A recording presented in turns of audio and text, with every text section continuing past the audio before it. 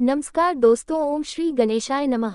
जय माता दी। यह व्रत सुहागिन महिलाओं द्वारा अखंड सुहाग की प्राप्ति के लिए और कुमारी कन्याओं द्वारा मनचाहे जीवन साथी की प्राप्ति के लिए रखा जाता है। ये पर्व हर साल भाद्रपद माह के शुक्ल पक्ष की तृतीया तिथि को मनाया जाता है। इस दिन महिलाएं निर्जल और निराहार उपवास रखती हैं। इस व्रत को करने से भगवान शिव और माता पार्वती का आशीर्वाद प्राप्त होता है। जीवन के सभी कष्ट दूर होते हैं। हरतालिका तीज का व्रत भगवान शिव और माता पार्वती के अटूट रिश्तों को ध्यान में रखकर किया जाता है। इस दिन महिलाएं 16 श्रृंगार करके पूजा करती हैं और अखंड सौभाग्य का आशीर्वाद प्राप्त करती है। इसके बाद हरतालिका तीज की कथा सुनती है। हरतालिका तीज की कथा सुनने और पढ़ने मात्र से ही भगवान शिव और माता पार्वती का आशीर्वाद मिल जाता है। सुख, शांति और समृद्धि में वृद्धि होती है। ये कथा बहुत पवित्र मानी जाती है, इसलिए इस दिन हरतालिका तीज की कथा अवश्य पढ़नी या सुननी चाहिए। प्रिय भक्तों, आज के इस वीडियो में मैं आपको सुनाऊंगा हरतालिका तीज की कथा। हरतालिका तीज के व्रत से जुड़ी मान्यता यह है कि तीज का व्रत करने वाली स्त्रियां पार्वती जी के समान ही सुख पूर्वक पति रमन करके शिवलोक को जाती है। सौभाग्यवती स्त्रियां अपने सुहाग को अखंड बनाए रखने और अविवाहित युवतियां अपने मन के अनुसार वर पाने के लिए हरतालिका तीज का व्रत करती है। इस दिन व्रत करने वाली स्त्रियां सूर्योदय से पहले ही उठ जाती हैं और स्नान करके पूरा श्रृंगार करती है। पूजा के लिए केले के पत्तों से मंडप बनाकर गौरी शंकर की प्रतिमा स्थापित की जाती है। इसके बाद पार्वती जी को सुहाग का सारा सामान चढ़ाया जाता है। रात में भजन कीर्तन करते हुए जागरण करके 3 बार आरती की जाती है और भगवान शिव और देवी पार्वती के विवाह की कथा सुनी जाती है। इस व्रत की व्रती को रात में सोना निषेध होता है, इसके लिए उसे रात में भजन कीर्तन के साथ रात्रि जागरण करना पड़ता है। व्रत के अगले दिन प्रातःकाल स्नान करने के बाद श्रद्धा और भक्ति पूर्वक किसी सुपात्र सुहागिन महिला को श्रृंगार सामग्री, वस्त्र, खाद्य सामग्री, फल, मिठाई और यथाशक्ति आभूषण का दान करना चाहिए। बालू या रेत के शिवलिंग बनाए हैं तो उनका जलाशय में विसर्जन किया जाता है और खीरा खाकर व्रत को संपन्न किया जाता है। प्रिय भक्तजनों, अब हम सब मिलकर भगवान शिव और माता पार्वती के श्री चरणों का ध्यान करते हुए भगवान शिव की स्तुति करके कथा का शुभारंभ करते हैं। जिनके दिव्य केशों पर आग के पुष्पों की माला शोभा देती है और जिन भगवान शंकर के मस्तक पर चंद्र और गले में मुंडों की माला पड़ी हुई है, जो माता पार्वती दिव्य वस्त्रों से और भगवान शंकर दिगंबर वेश धारण किए हैं, उन भवानी शंकर को मैं नमस्कार करती हूँ। एक बार कैलाश पर्वत के सुंदर शिखर पर माता पार्वती जी ने महादेव देव जी से पूछा, हे महेश्वर, मुझसे आप वह गुप्त से गुप्त बातें बताए जो सभी के लिए सरल और महान फल देने वाली है। हे नाथ, यदि आप मुझसे प्रसन्न है तो आप मुझे दर्शन दे। और हे जगन्नाथ, आप आदि मध्य और अंत रहित हैं, आपकी माया का कोई पार नहीं है। आपको मैंने किस भांति प्राप्त किया, कौन से व्रत तप या दान के पुण्य फल से आप मुझको वर रूप में मिले। तब महादेव जी कहने लगे, हे देवी, मैं आपके सामने उस व्रत के बारे में कहता हूँ जो परम गुप्त है। जैसे तारा गणों में चंद्रमा और ग्रहों में सूर्य, वर्णों में ब्राह्मण, देवताओं में गंगा, पुराणों में महाभारत, वेदों में साम और इंद्रियों में मन श्रेष्ठ है, वैसे ही पुराण और वेद सब में इसका वर्णन आया है, जिसके प्रभाव से तुमको मेरा आधा आसन प्राप्त हुआ है। हे प्रिय, उसी का मैं तुमसे वर्णन करता हूँ। सुनो, भाद्रव मास के शुक्ल पक्ष की हस्त नक्षत्र के दिन इस व्रत का अनुष्ठान मात्र करने से सभी पापों का नाश हो जाता है। तुमने पहले हिमालय पर्वत पर इसी महान व्रत को किया था जो अब मैं तुम्हें सुनाता हूँ, ध्यान पूर्वक सुनो। तब पार्वती जी बोली, हे प्रभु, इस व्रत को मैंने किस लिए किया था यह मुझे सुनने की इच्छा है, सो कृपा करके कहिए। तब शंकर जी बोले, आर्यावर्त में हिमालय नामक एक महान पर्वत है, जहाँ अनेक प्रकार की भूमि अनेक प्रकार के वृक्षों से सुशोभित है, जो सदैव बर्फ से ढके हुए और गंगा जी की कलकल ध्वनि से शब्दामान रहता है। हे पार्वती जी, तुमने बाल्यकाल में उसी स्थान पर परम तप किया था और 12 वर्ष तक के महीने में जल में रहकर और विशाख मास में अग्नि में प्रवेश करके तप किया। सावन के महीने में बाहर खुले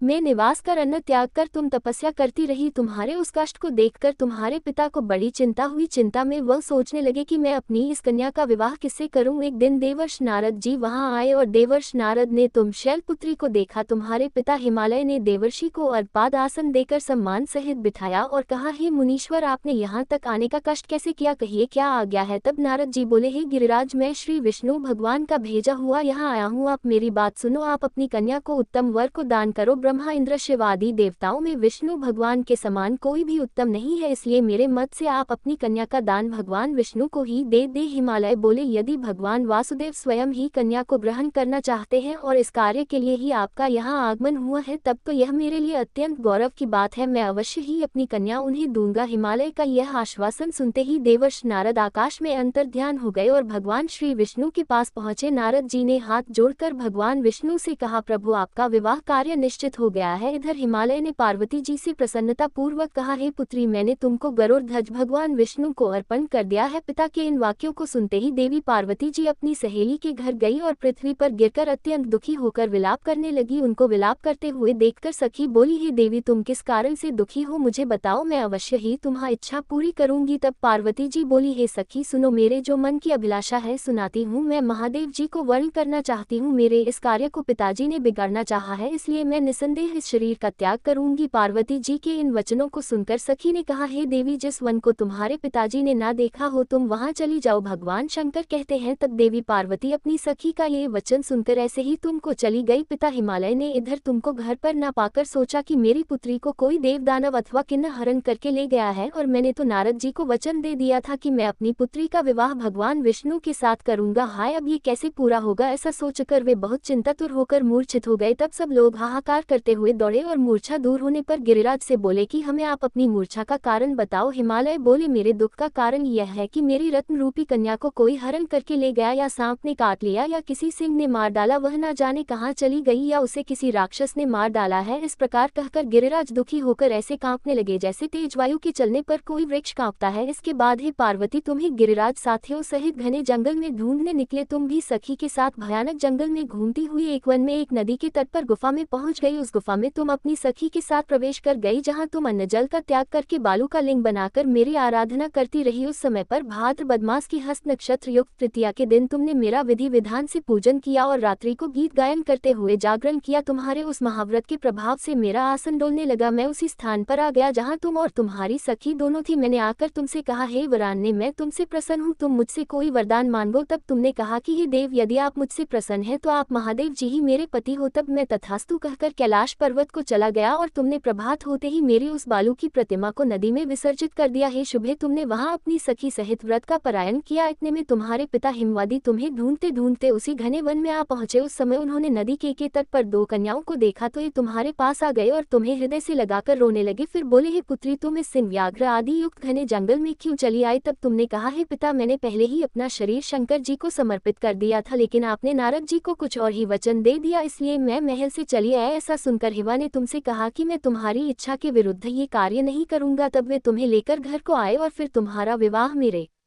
साथ कर दिया। हे देवी, उसी व्रत के पुण्य प्रभाव से तुमको मेरा अर्धासन प्राप्त हुआ है। इस व्रत राज को मैंने अभी तक किसी के सम्मुख वर्णन नहीं किया है। हे देवी, अब मैं तुम्हें बताता हूँ कि इस व्रत का ये नाम क्यों पड़ा। तुमको सखी हरण करके ले गई थी, इसलिए हरताली का नाम पड़ा। पार्वती जी बोली, हे स्वामी, आपने इस व्रत राज का नाम तो बता दिया, लेकिन मुझसे इसकी विधि और फल भी बताई कि इसके करने से किस फल की प्राप्ति होती है। तब भगवान शंकर जी बोले, सौभाग्य की इच्छा रखने वाली महिलाओं को यह व्रत पूरे विधि विधान के साथ करना चाहिए। व्रत में केले के खंबे से मंडप बनाकर उसे बंधनवारों से सुशोभित करे, उसमें तरह तरह के रंगों से युक्त रेशमी वस्त्र की चांदनी ऊपर तान दे, चंदन आदि सुगंधित द्रव्यों का लेपन करके महिलाएं एकत्रित हो शंख, भेरी, मृदंग, घंटे, घड़ियाल आदि बजाएं, विधि पूर्वक मंगलाचार करके श्री गौरी शंकर की बालू निर्मित प्रतिमा स्थापित करे। फिर भगवान शिव पार्वती जी का गंध, धूप, पुष्प, दीप आदि से विधि पूर्वक पूजन करे, अनेक नैवेद्य का भोग लगाए और रात्रि को जागरण करे। नारियल, सुपारी, जवारी, नींबू, लौंग, अनार, नारंगी आदि ऋतु फलों और फूलों को एकत्रित करके धूप दीप आदि से पूजन करके कहे, हे कल्याण स्वरूप शिव, हे मंगल स्वरूप शिव, हे मंगल रूप महेश्वरी, हे शिवे, सब कामनाओं को देने वाली देवी, कल्याण रूप आपको नमस्कार है। कल्याण स्वरूप माता पार्वती, हम आपको नमस्कार करते हैं। भगवान शंकर को सदैव नमस्कार करते हैं। हे ब्रह्म रूपिणी, जगत का पालन करने वाली माँ, आपको नमस्कार है। हे सिंहवाहिनी, मैं सांसारिक भय से व्याकुल हूँ, आप मेरी रक्षा करो। हे महेश्वरी, मैंने इसी अभिलाषा से आपका पूजन किया है। हे देवी, आप मेरे ऊपर प्रसन्न होकर मुझे सुख और सौभाग्य प्रदान कीजिए। इस प्रकार के शब्द द्वारा उमा सहित शंकर जी का पूजन करे। विधि पूर्वक कथा सुनकर गौवस्त्र, आभूषण आदि ब्राह्मणों को दान करे। इस प्रकार से व्रत करने वाले के सारे पाप नष्ट हो जाते हैं। कथा समाप्त। प्रेम से बोलिए भोले शंकर भगवान की जय, माता पार्वती की जय। उम्मीद है ये कथा आपको अच्छी लगी होगी।